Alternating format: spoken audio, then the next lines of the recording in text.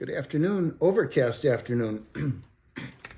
I'm not going to say this time that I'm Jack Olesker because you already know that I'm Jack Olesker. You just said it. I guess I did, didn't I? So anyway, a little bit of business up front. Please, when you're on the site, subscribe. That'll help us build our viewership. Tell your friends, tell your relatives, tell anybody that's kind of interested in motion pictures, television, or writing, anything to do with the entertainment business. This is where they'll find out about it from somebody that's been in it for over 4 decades. Anyway, the last 2 episodes we talked about my going out to Los Angeles and getting involved with the Littles and the Care Bears. I don't know if did we talk yet about the Care Bears, Kim? I can't remember. We'll have to look back. Idea. But I know I started out talking about the Littles, and I could have been talking about the Care Bears, but I'll go back and check. But anyway, like I always say, I'm up, down, all around, and today we're gonna take a jump to the left and take a step to the right. I'm gonna put my hands on my hips and put my legs up tight. Let's do the time warp again. So anyway, that's from Rocky Horror Picture Show, as I'm sure most of you know. Years ago when Alex was a little boy, we were driving around in my car, and he was in the back seat. I guess he was about 5 or 6 years old, and I started singing Garth Brooks' Wild Horses. And I get about 30 seconds into it, and he's like 6 years old, and he says, "Dad, please don't." So thank God I'm a good writer, producer, and a director, because I sure as heck can't sing. I see Kim nodding. So, but I quote that song because, like I said, we're up, down, all around. We'll take a step to the right. We'll take a jump to the left and put our hands on our hips. And today we're going to be talking about books and publishing. And one of the things that I mentioned before, my work is all over the place in novels. No Place Like Home, murder mystery. The Young Dragons, historical saga. Confessional, scary horror film. Siege of Superport, suspense novel, and I've got other novels here. And in a career where I haven't made too many mistakes, when I look back in retrospect, I suppose that's redundant, I realize that one of the mistakes I arguably might have made is that I didn't concentrate in a specific area. If you're going into a bookstore and you are going to buy a Stephen King novel, this is the kind of thing that you want. You want something that's going to scare your pants off.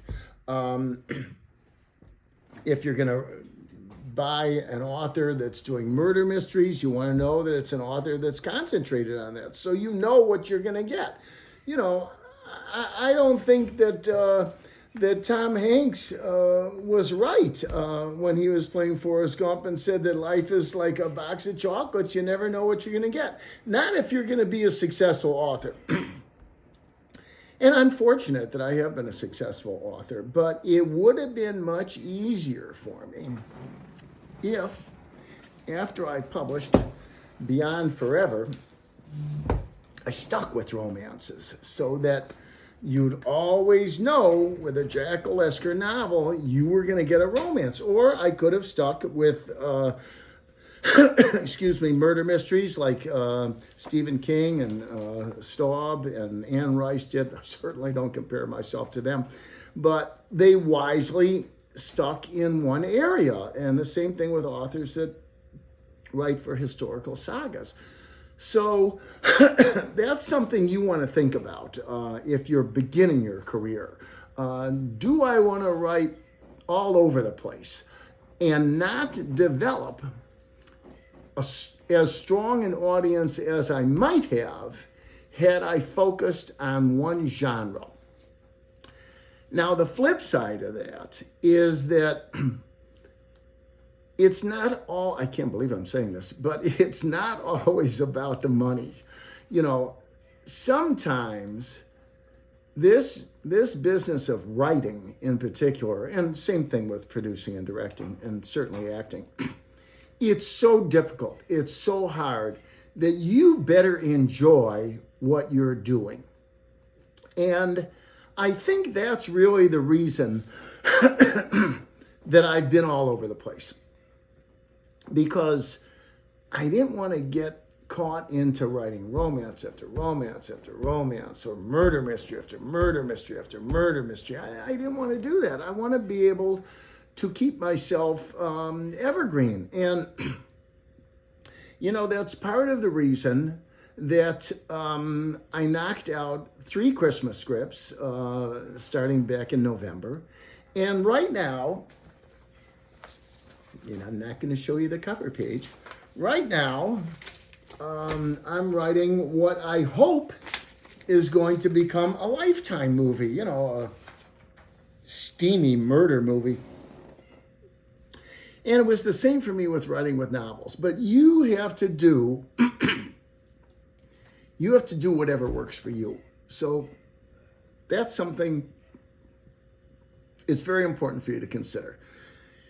Now, we've talked about in the past where you get ideas, reading newspapers, listening to a conversation, eavesdropping on somebody, doing research. You never know where an idea is going to come from. And we've talked about the structure, whether it's for a screenplay or whether it's for a novel. You got to know your beginning, got to know your end, 3 points along the way. We'll talk about those points in later episodes. Those are called plot points when you're writing for the screen. But it's true within the chapters of a novel. You know, you want to know how the chapter is going to begin, how it's going to end, 3 little points along the way. And in the larger expanse, you want to know how that works for your entire novel, how your beginning is, how your end is. Excuse me. 3 points along the way. So we've talked about that. So 2 things that I want to talk about here is... No, actually 1, because I'll talk about the other in the next episode. But one thing I want to talk about is when to write, okay? And I know this is a dicey subject because everybody's different, okay? But I'm going to tell you something, okay? The best work that I've ever created comes at night. Something there is about the nighttime. You don't have emails coming in. You don't have people texting you when it's 11:30 at night. I hope you don't. And it's dark and you have fewer distractions and you can really focus on your writing. Now, I hear you right now. I know what's coming at me. Oh, I've got a job selling insurance. Oh, I'm a nurse. I have to be at the hospital at 9:30 in the morning. And if I stay up late and I'm working till 12 o'clock at night, I'm going to be tired the next day. Isn't that just too bad? You're fortunate enough to be writing in a free country where you can express yourself, and you're going to worry about being tired the next day. You know what? Tap into that tiredness. Write about that tiredness, okay? But don't tell me, you know what? Every day I have 2 tablespoons of olive oil. I have 3 squares of 92% dark chocolate, and I have a handful of unsalted mixed nuts. I see Kim cringing in the background with the concept of unsalted. And people tell me, oh, Jack, you know, that sounds just awful, you know. Yeah, it's awful. You know why it's awful? Because it doesn't taste like Snickers and it doesn't taste like an Oreo. But I'll tell you what's awful. What's awful is if you wake up on a gurney at 55 years old and you've got an 800-pound gorilla called coronary thrombosis sitting on your chest, Okay, so for me, I suck it up and I eat my dark chocolate. I eat my handful of nuts and I eat my 2 tablespoons of olive oil that I dip my whole wheat bread into. So writing at night may be a sacrifice that you have to make if you're not fortunate enough to have an afternoon job or you're not fortunate enough to be able to support yourself yet. You may have to make that sacrifice. I made it when I was coming up in my parents' clothing business, working 6 days a week until 9 o'clock at night. I'd come out, come home, and I'd write until 11:30, 12 o'clock at night. It's a sacrifice you've got to make, and it's one of many, but it pays a lot of benefits because you will find when you're all alone and it's dark and your children aren't coming around asking, Dad, can you do this? Can you do that? Can you drive me to here or there tomorrow? You don't have emails coming in. You don't have texts coming in.